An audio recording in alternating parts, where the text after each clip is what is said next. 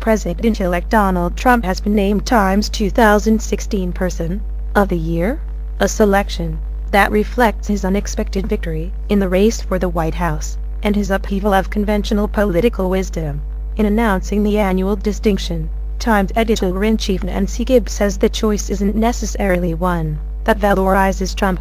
This is the 90th time we have named the person who had the greatest influence, for better or worse, on the events of the year. Gibbs writes, "So which is it this year, better or worse? The challenge for Donald Trump is how profoundly the country disagrees with the answer.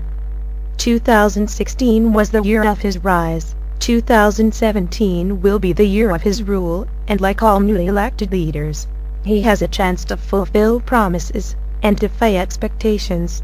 Gibbs adds, "For reminding America that demagoguery feeds on despair, and that truth is only as powerful as the trust in those who speak it, for empowering a hidden electorate by mainstreaming its furies and live streaming its fears, and for framing tomorrow's political culture by demolishing yesterday's."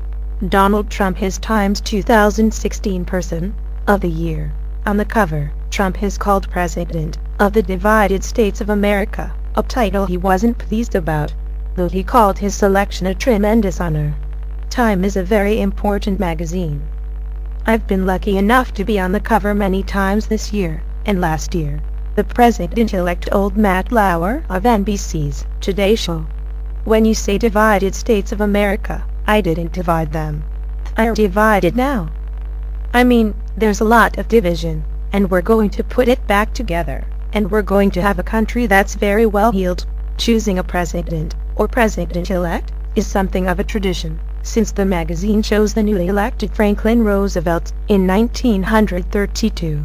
5 years after first creating the feature, the only president since who was not named Person of the Year, at least once during his administration, was Gerald Ford, who became president after Richard Nixon resigned in 1974 and then lost his re-election bid. Indiana 1976 to Jimmy Carter. In an accompanying essay, Time's Michael Scherer points out the contradiction between the man who lives in Trump Tower 600 feet in the sky, under dripping crystal, with diamond cufflinks, and the people who supported him, millions of American voters who get paid by the hour in shoes that will never touch these carpets.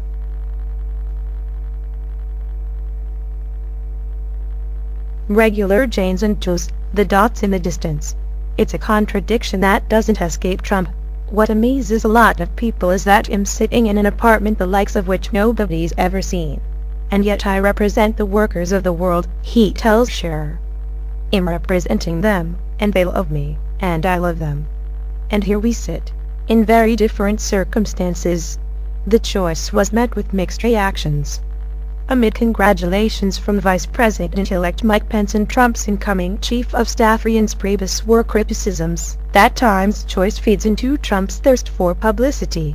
Hillary Clinton, who lost the presidential race to Trump, despite winning 2.5 million more votes, came in second. Whether you admire her or despise her, she has come closer to winning the presidency than any other woman in American history twice. While Clinton's campaign did not become a triumphant milestone in the fight for women's equality, it is a stepping stone further than any to come before it. Time's Charlotte Alter writes, "She has primed the American public to accept a woman candidate talking about issues like child care and paid family leave without sacrificing authority. By getting more votes than any other candidate, she has proven that millions of Americans will vote for a woman